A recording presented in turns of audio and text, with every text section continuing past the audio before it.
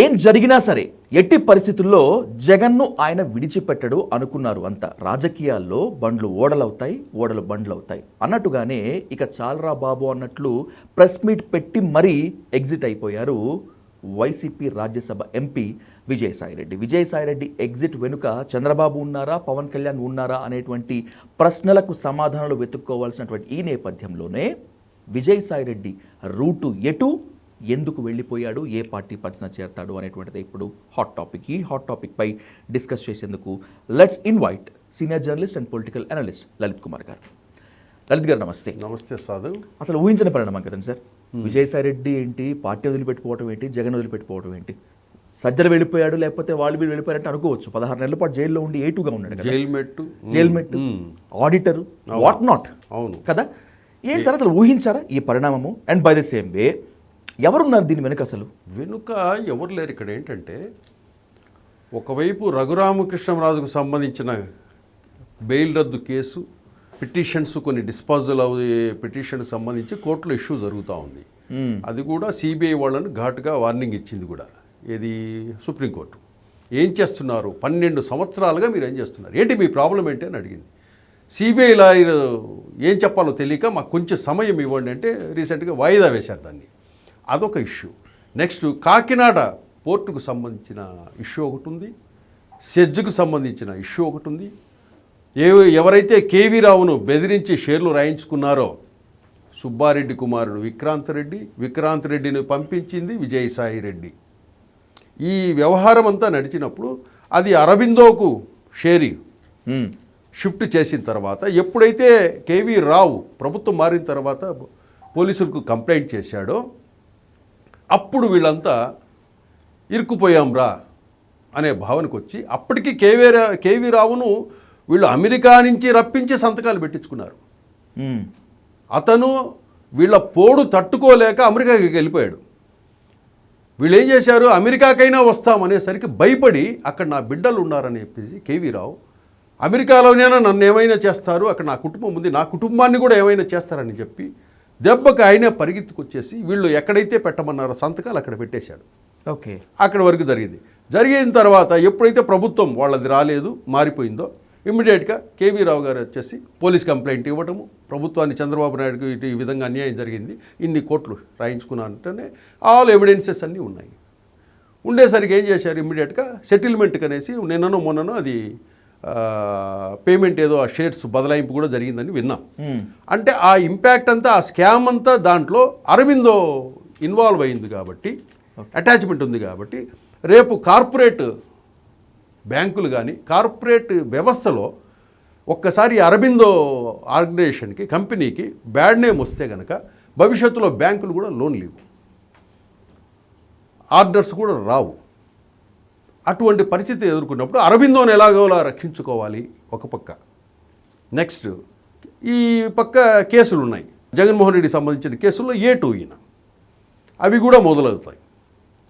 దీంతో విజయసాయిరెడ్డి గారు ఏం చేశారంటే, నేను వైసీపీలో కొనసాగాలంటే ఏముంది పని, ఇక్కడ వచ్చింది 11 సీట్లు, విశాఖపట్నం పోదాము అంటే కనుక విశాఖపట్నంలో వీళ్ళు చేసిన అరాచకాలకు దాదాపు ఉత్తరాంధ్రలో విజయసాయిరెడ్డి అండి టీం కొల్లగొట్టిన భూముల వాల్యూ ఏంటంటే, సంఖ్య ఎంత అంటే 33,000 ఎకరాలను కొల్లగొట్టారు విశాఖ పరిసర ప్రాంతాల్లో, ఉత్తరాంధ్ర.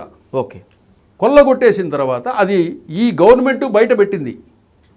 వీళ్ళ బినామీలు, వీళ్ళ టీములు అందరూ వారసులు గీరసులు అంతా మనకు ఎక్కడ వాళ్ళు పేపర్లలో ఎక్కడ మనం చూసి ఉండం, వాళ్ళందరూ ఇన్వాల్వ్ అయి ఉన్నారు.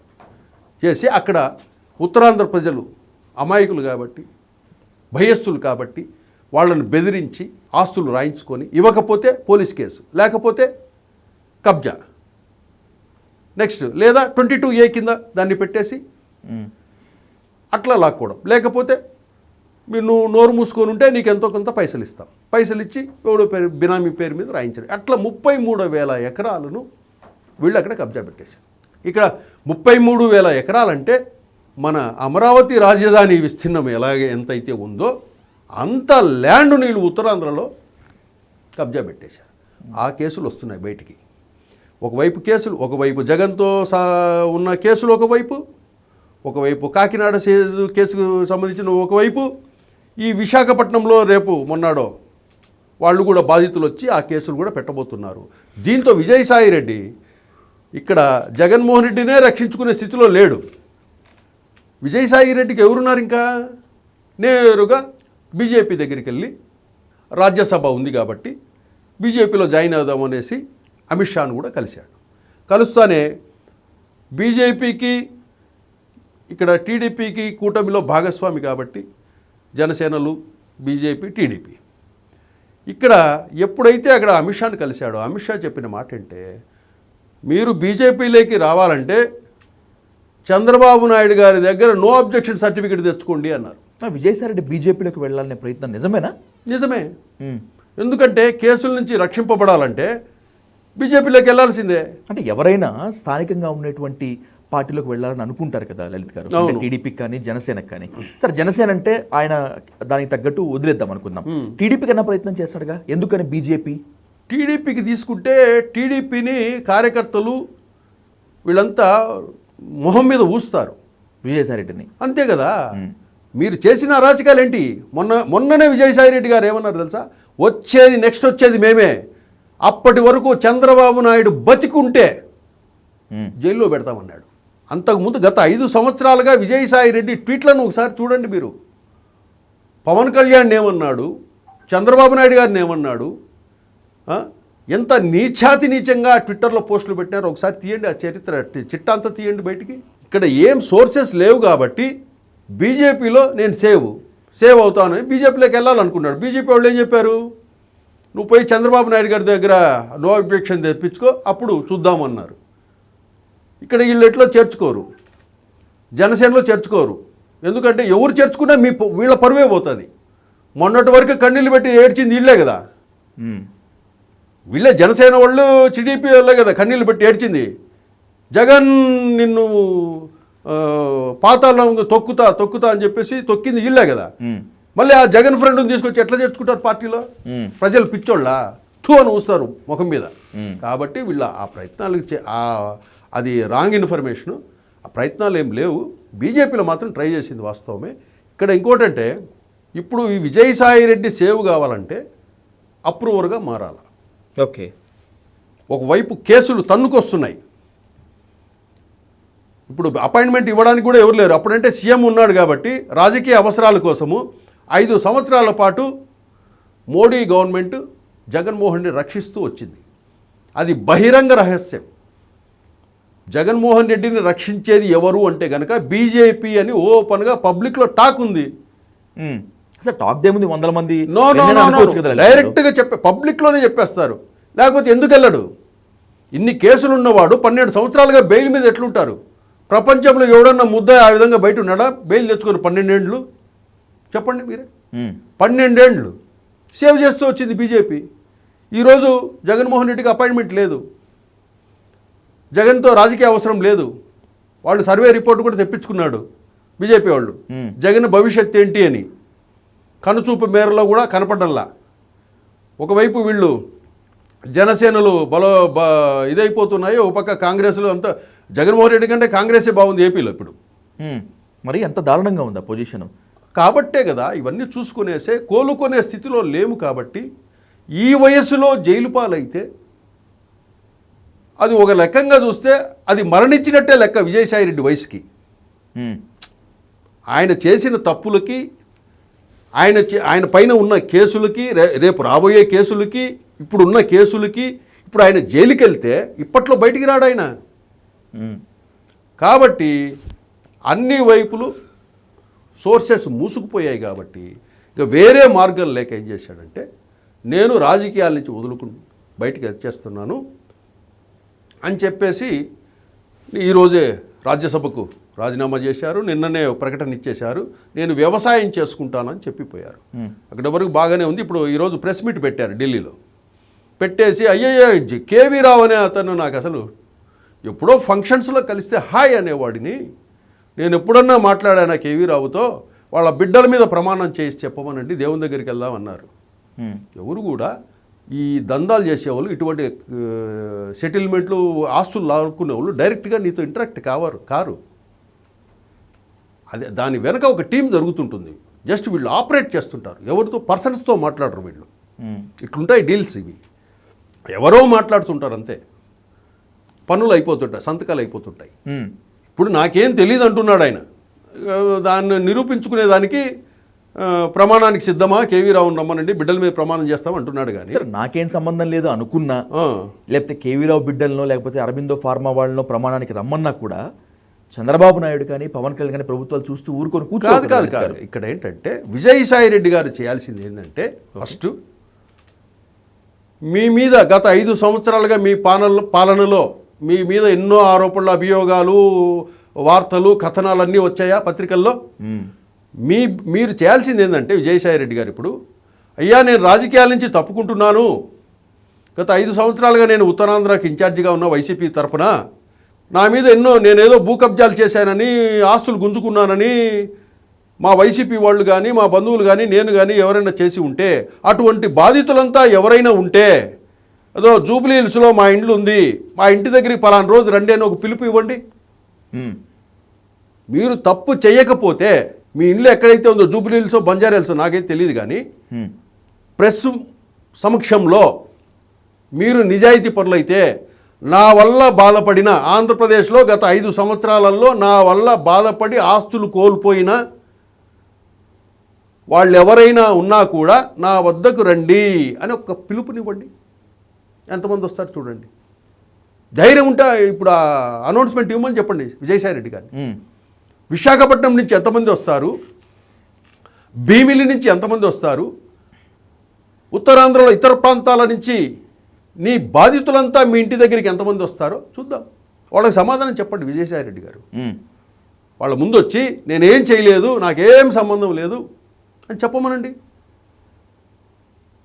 ఛాలెంజ్ విజయసాయి రెడ్డికి, తను నిజాయితీ పరుడు అని ప్రజలకు చెప్పాలనుకుంటే ఈ పిలుపు ఒకటి ఇవ్వండి. నీ రాజకీయం చేసినంత కాలం చేసి లూటింగ్ అంతా చేసుకున్నది చేసేసి ట్విట్టర్లో ఒకటి పెట్టేసి రాజీనామా చేసేసి నేను వెళ్ళిపోతున్నాను, వ్యవసాయం చేసుకుంటానంటే కుదరదు కదా.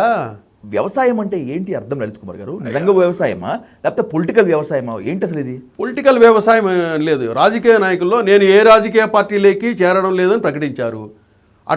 ఇటు రాజకీయ నాయకులు చెప్పే ఇట్లాంటి మాటలను ఎవడు నమ్మకూడదు. ఒక 6 నెలల తర్వాత మళ్ళీ ఏదో ఇష్యూతో పరిగెత్తుకొచ్చి ఏదో ఒక పార్టీలో దూరడానికి ప్రయత్నం చేస్తారు. కానీ ఆ లోపలనే ఈ కేసులు, వ్యవహారం ఇవన్నీ ఉన్నాయి కాబట్టి ఈ బెయిల్స్ ఇవన్నీ ఏదన్నా రద్దు అవుతే రఘురామకృష్ణరాజు గారు గట్టిగా పట్టుకున్నాడు ఆ ఇష్యూ మీద. రేపు కోర్టులో కూడా వీళ్ళు సిబిఐ సమాధానం చెప్పాలి కోర్టుకి. ఎందుకు 12 ఏళ్ల నుంచి మీరు దాన్ని గట్టిగా వాదించలేకున్నారు? సిబిఐ ఎందుకు మౌనంగా ఉందో అందరికీ తెలుసు.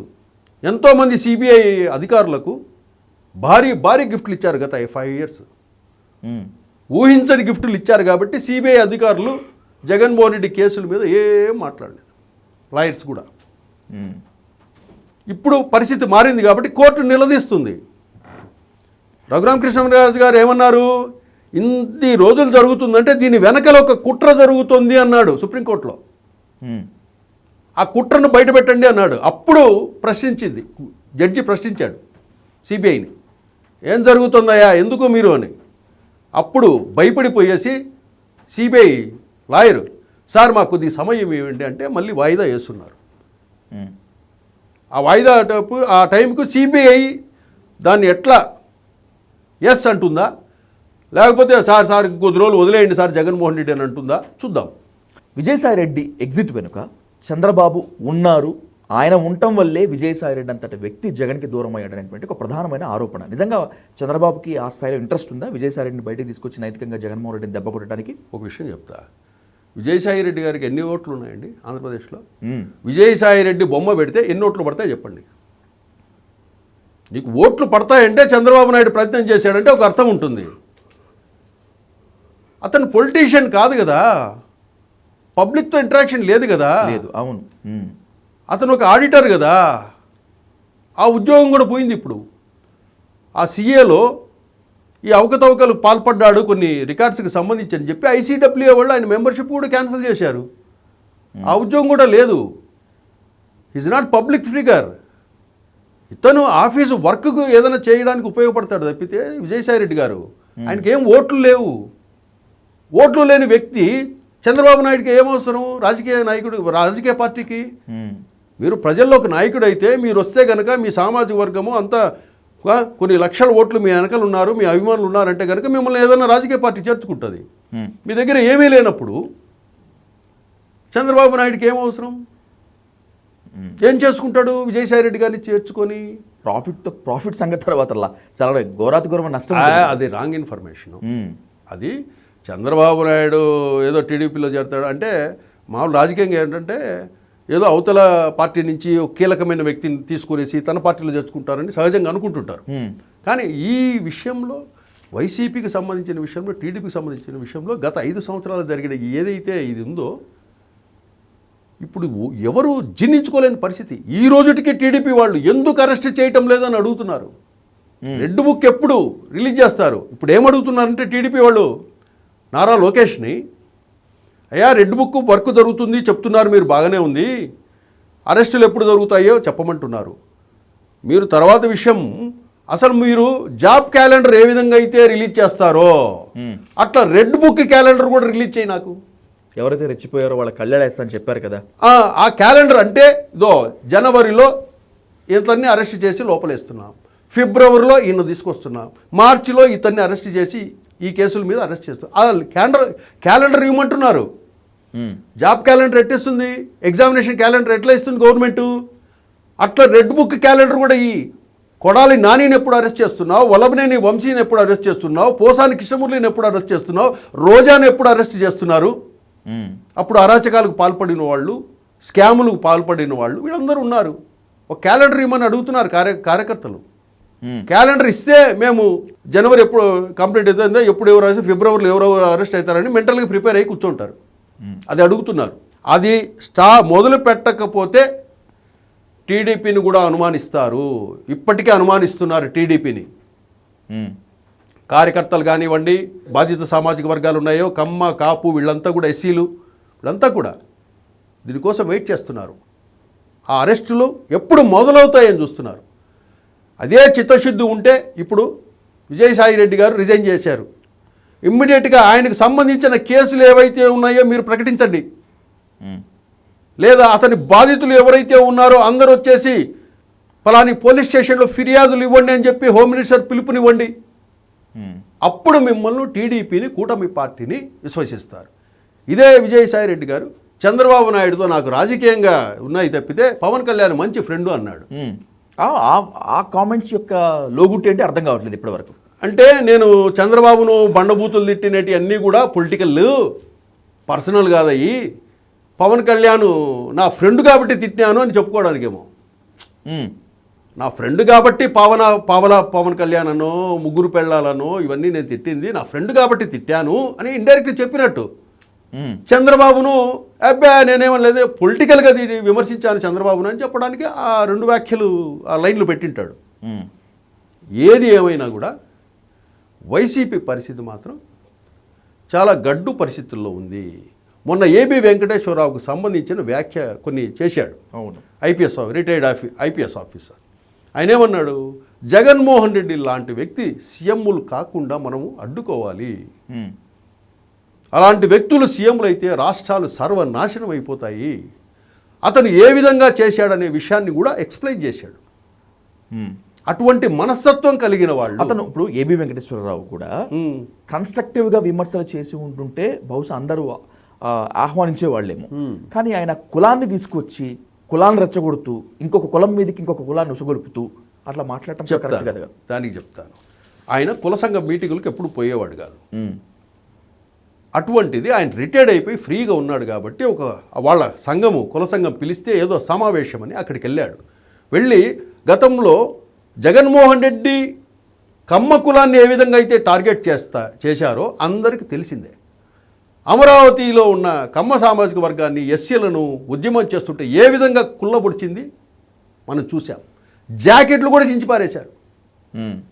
ఉద్యమం చేసుకుంటూ పోతుంటే లేడీసు బాత్రూములకు వెళ్తారని వాళ్ళ ఉద్యమాన్ని చెడగొట్టాలని ఆ లెట్రిన్కు ఉన్న డోర్లు, బాత్రూమ్కు ఉన్న డోర్లు కూడా పెరికేశారు పోలీసు వాళ్ళు. పెరికేయించారు వీళ్ళు. ఇదే కమ్మ కులానికి సంబంధించిన నిమ్మగడ్డ రమేష్ కుమార్ గారిని కరోనాకు సంబంధించి ఆయన ఒక నిర్ణయం తీసుకుంటే ఆయన్ను హైదరాబాద్లో ఏ విధంగా వేధించారు తెలుసా? పోలీసులతో పాటు కమ్ రౌడీస్, గుండాలు కూడా ఉన్నారు వాళ్ళ ఇంటి దగ్గర, రమేష్ కుమార్ ఇంటి దగ్గర. రమేష్ కుమార్ బయటకు వస్తే కనుక వెనకాల వెహికల్ ఫాలో అయ్యేది, ఎక్కడికి పోతున్నాడు, ఏం చేస్తున్నాడని. అంత వేధించారు. అట్లాగే కమ్మ కులాన్ని నిర్వీర్యం చేయాలి, కమ్మ సామాజిక వర్గానికి సంబంధించిన వ్యాపారాలన్నీ దెబ్బతీయాలి అని ఎన్ని రకాలుగా ఉన్నాయో అన్ని రకాలు చేశారు. అలాగే కమ్మ సామాజిక సంబంధించిన అధికారులు, కీలకమైన పదవుల్లో ఉన్న అధికారులు, ఐఏఎస్లు, ఐపీఎస్లు, సిఐలు, డిఎస్పీలు, వీళ్ళందరినీ జీరో చేసి పెట్టేశారు కదా. కొంతమందికి జీతాలు వేయలేదు. అట్లా కమ్మ కులాన్ని ఏ విధంగా వేధించింది మనం చూసాం. అట్లాగే కాపు సామాజిక వర్గానికి సంబంధించిన వ్యక్తుల్ని జనసేన మద్దతుదారులుగా ఉన్నారని చెప్పి వాళ్ళను అర్ధరాత్రులు పోలీస్ స్టేషన్లు వేసి, ఏదైతే సినిమాల్లో చూపిస్తారు కదా, అర్ధరాత్రులలో తీసుకెళ్ళి కొట్టి మళ్ళీ వదిలేసేవాళ్ళు. ఆ విధంగా ఎంతోమందిని చేశారు. కాబట్టి ఏబి వెంకటేశ్వర అనే వ్యక్తి ఇలాంటి వ్యక్తులు సీఎం సీట్లో ఉండకూడదు అన్నారు. ఓకే, ఈరోజు ఆ వ్యాఖ్య అన్న తర్వాత రెడ్డి సామాజిక వర్గం నుంచి ఎవరే కానీ జగన్మోహన్ రెడ్డి గారికి మద్దతు రాలా. ఒక్క రెడ్డి కుల సంఘం కూడా ఏబి వెంకటేశ్వరరావు చేసిన వ్యాఖ్యలను తప్పు పట్టల. వాళ్ళు ఓన్ చేసుకోవడంలే, మాకొద్దు, ఆ 5 ఏళ్ల పరిపాలన మేము చూసాము, జగన్మోహన్ రెడ్డిని చూస్తే మమ్మల్ని రెడ్డి అంటే కనుక జగన్ లాగా మమ్మల్ని చూస్తున్నారు జనము.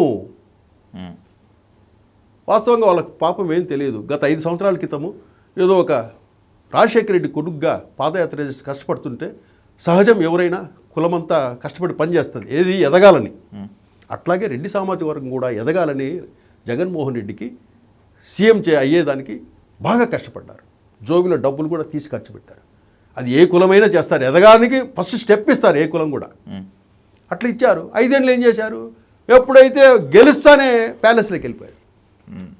చూశారు, 5 ఏళ్ళు చూశారు. 5 ఏళ్ళు చూసిన తర్వాత ఇది కాదు పరిపాలన అని వాళ్ళకి తెలిసి వచ్చింది. ఎందుకంటే వీళ్ళంతా పెద్దగా బాగా చదువుకున్నోళ్ళు, మేధావులు ఉన్నారు రెడ్డి సామాజిక వర్గంలో. వద్దురా బాబు, ఇటువంటి పాలన వద్దురా. ఇది చూస్తే జగన్మోహన్ రెడ్డి భవిష్యత్తు కోసం మన భవిష్యత్తును పనంగా పెట్టలేం నాయన, మన బిడ్డల భవిష్యత్తును పనంగా పెట్టలేం. జగన్మోహన్ రెడ్డికి ఒక ఉద్యోగం ఇచ్చడానికి, జగన్మోహన్ రెడ్డి భవిష్యత్తు కోసం మన భవిష్యత్తు ఎందుకు నాశనం చేసుకుంటాం అనే భావనలోకి రెడ్డి సామాజిక వర్గం వచ్చింది. వచ్చి ఇట్లాగే ఉంటే మనం మిగతా కులాలకు దూరం అవుతాం, ఒంటరి అవుతాం మనము. ఇదే విజయసాయి రెడ్డి గారు రిజైన్ చేశారు కదా, ఒక్క రెడ్డన్నా ఎందుకన్నా రిజైన్ చేశామని అడిగాడా? ఏమన్నా నీకేం బాధ కలిగింది అని ఎవరన్నా అడిగారా? ఎందుకు ఇట్లా జగన్మోహన్ రెడ్డి గారిని మధ్యలో వదిలేసి వెళ్ళిపోతున్నావు అని ఎవరన్నా ఒక రెడ్డి అడిగాడా? అడగలే. వాళ్ళు ఏం కోరుకుంటున్నారంటే స్టేట్ డెవలప్మెంట్ కావాలా, ప్రశాంతంగా ఉండాలి. ఈ కక్షలు, కార్పణ్యాలు, ఈ పోలీసులు ఆస్తులు గుంజుకోవడము, పేదోళ్ళను కొట్టుకోవడము, మనుషులు చంపడము, ఇట్లాంటి వద్దు, మాకు అవసరం లేదంటున్నారు వాళ్ళు. అది కాదు పాలన అని చెప్పేసి మిగతా ఇప్పుడు రెడ్లంతా ఏమయ్యారంటే రెడ్లు, కాపులు, కమ్మలు ఒకటైపోయారు. మీకు ఆ విషయం తెలియదు, రహస్యం. ఎప్పుడు ఒకటయ్యారు తెలుసా వీళ్ళు? మొన్న ఎలక్షన్ల ముందే ఒకటయ్యారు. మీకు కనపడింది కమ్మ, కాపు సామాజిక వర్గాలు కనపడ్డాయి, కానీ వాళ్లతో పాటు రెడ్లు కూడా కలిసిపోయారు. అది ఎవరికి తెలియదు. కాబట్టే జగన్మోహన్ రెడ్డికి 11 సీట్లు వచ్చింది. రైట్. రాబోయే రోజులు ఎంతైనా కూడా రాజకీయం చాలా కీలకం లలిత్ గారు. విజయసాయి రెడ్డి ఎగ్జిట్ తర్వాత ఇంకెంతమంది విజయసాయి రెడ్డి బాటలో నడుస్తారు అనేటువంటిది చాలా కీలకం. ఏది ఏమైనప్పటికీ రాబోయేటువంటి రాజకీయ పరిణామాలపై మరింతగా డిస్కస్ చేద్దాం. Thank you so much for your wonderful. Thank you so much. Thank you sir.